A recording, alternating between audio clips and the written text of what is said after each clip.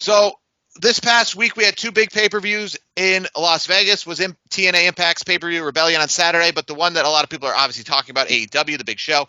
They've had all this trouble when it comes to attendance on their weekly shows, but at pay-per-views the last few months they haven't had an issue. The inaugural Dynasty, the switch over for Tony Khan to kind of move to a more monthly pay-per-view basis. It still was a very long pay-per-view itself, and I think the match obviously everyone's taking away, other than Jack Perry showing up on the show and being aligned with the Young Bucks after that whole fiasco. But with Will Ospreay, Daniel Bryan, I mean, everybody's saying this is match of the year, the greatest match they've seen in a long time. Okay. 32 minutes this match lasted. It's one of the only ones I really went out of my way to really watch, right, at Dynasty. I mean, some of the other stuff, Okada Pac was good. No, that was also good. 21 minutes of that match.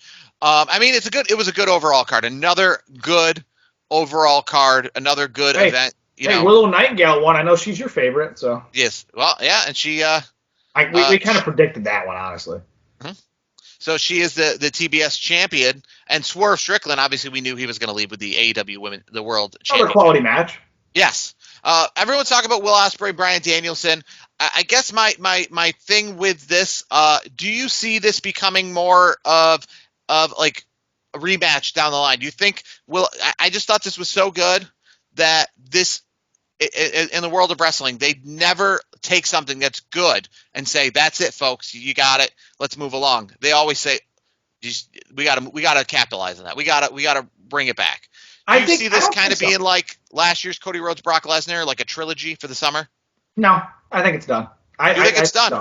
Yeah, I think at this stage, because obviously Danielson, he has like his bucket list, and like he wants to hit on certain wrestlers, and let's be honest, he's made it very clear, like his full-time in-ring work is coming to a close. He's gonna obviously do stuff here and there, because obviously he has, he's got wife and he's got a wife and kids and all that, so he wants to scale back, even more. So for me, I think he's trying to check off things on the bucket list. He checked off another one with Will Ospreay it was a classic match. I wouldn't say it was the greatest match of all time, but it was a good match. But I would also say I think there's other competitors. I feel like if he wants to wrestle somebody, once, I think he's going to go down the list and say, okay, I want this person, that person. And here's the thing, though. That's my personal opinion.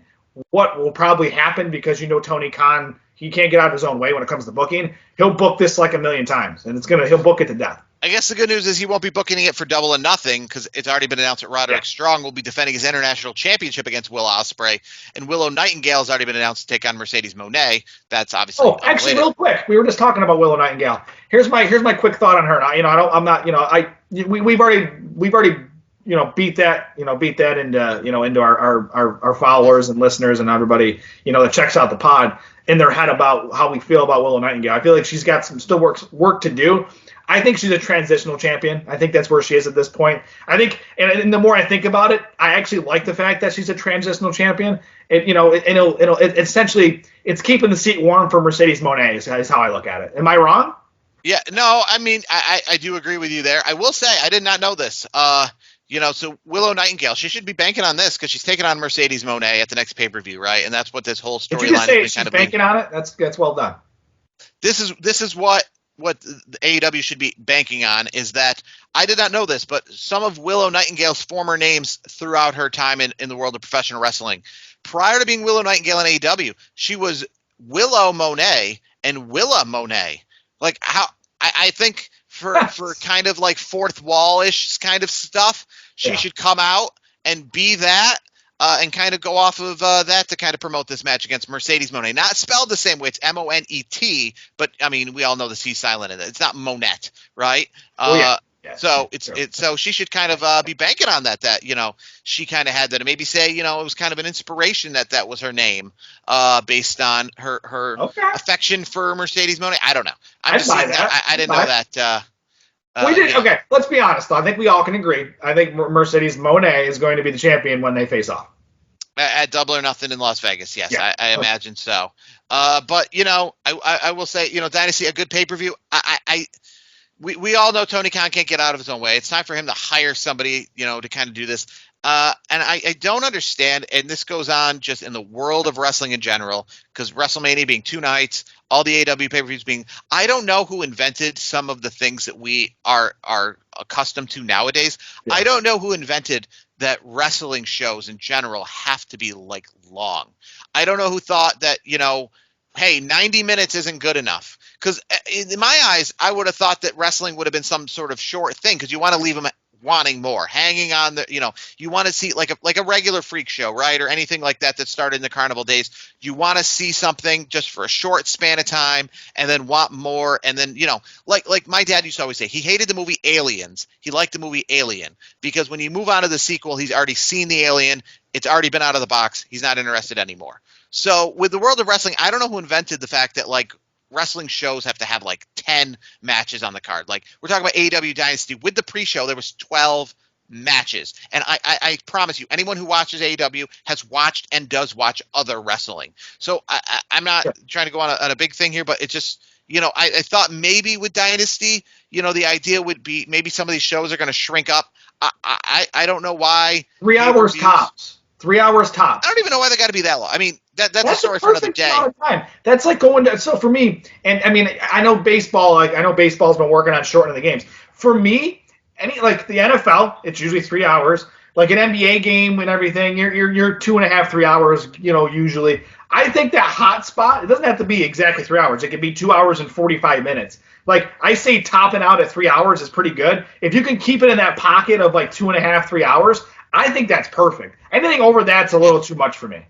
I think that's because we've been accustomed to 3 hours is probably okay because we've been accustomed to that for so long. Yeah, sure. I'm just saying, boy, what if like all of a sudden next year we just woke up and WrestleMania was 3 hours, every other pay-per-view, whether it be AEW, Impact, WWE, 2 hours long, and the weekly TV shows were 1 hour. Just saying. Well, I see.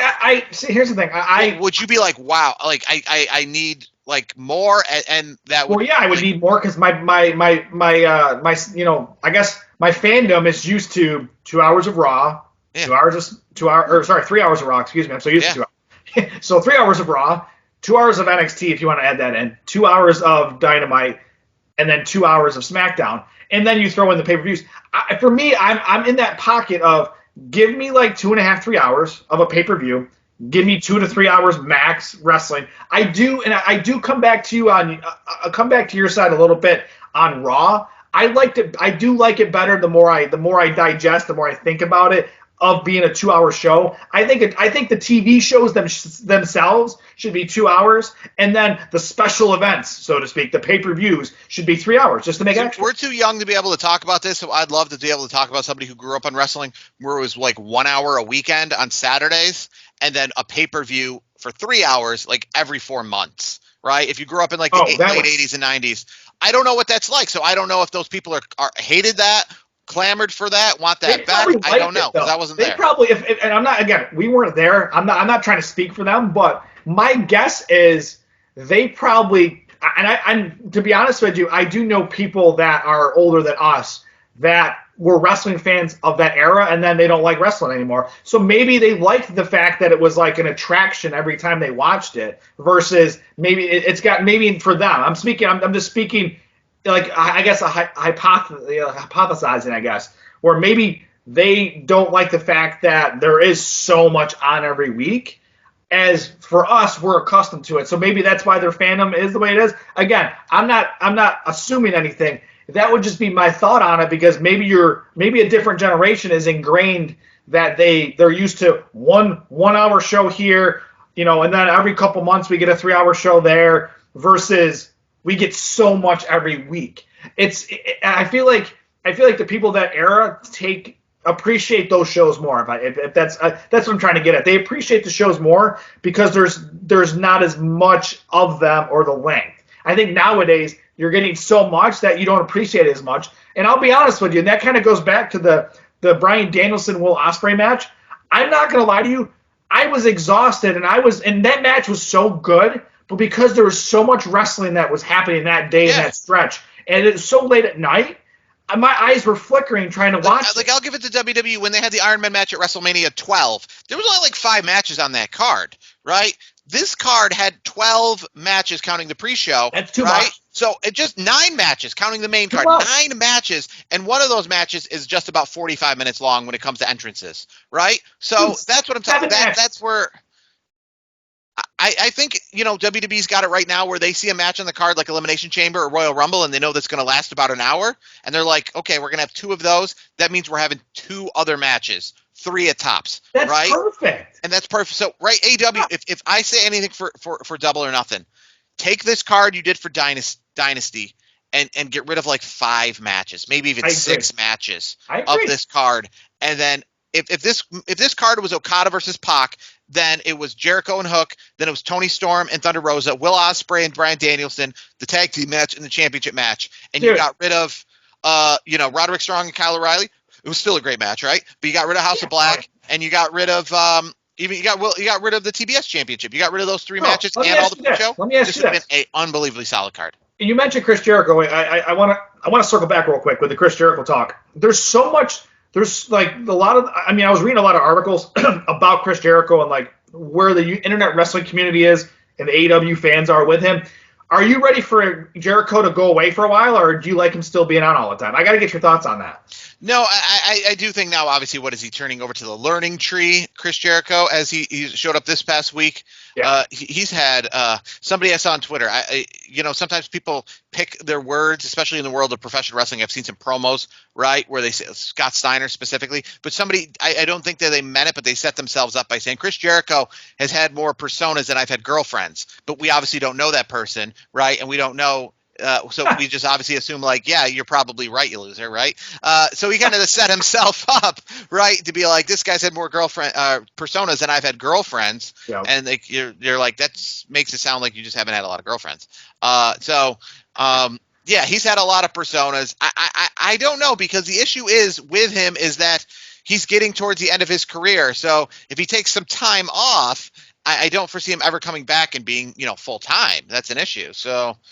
I feel like for me personally, to answer my question, I would like Chris Jericho to take a little bit of a break, because I feel like he's overexposed the audience to him. I think he's been doing it for so long that I feel like, and I hate to say this, but I feel like the fans are becoming ungrateful towards him. I feel like, and they're going to look back 10 years from now and be like, man, I wish I would have enjoyed this a little bit more, because Chris Jericho is a living legend. Like, he's been doing it for pretty much almost as long as I've been on the earth. I think he started wrestling professionally when I was like a year or 2 old. So like, I guess my thing is take a step back, and then let's get one more really good run with Chris Jericho. Just something fun, something good. Get the fans in a better mindset with Chris Jericho. Get one more run in, and then once it's done, he can go focus on Fozzy. Or he can do what guys like William Regal are doing, in NXT, which is you don't see them often. They're behind the scenes. They're just helping, mentoring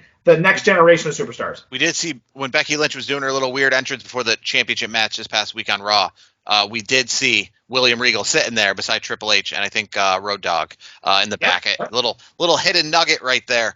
It's part of, now with these 4K cameras and having the cameras everywhere and anywhere, people put their TV show on pause to catch all this stuff. But AEW Dynasty as a whole, to kind of put a bow on that, a good pay-per-view, as AEW always delivers. I will say, make fun of AEW all you like and the crowds and this, that, and the other thing. I'm glad it exists. They put on great pay-per-views at the end of the day. How they get there is always a little bit wonky, it seems like, as of late. But at the end of the day, they find a way to put on very solid pay-per-view cards.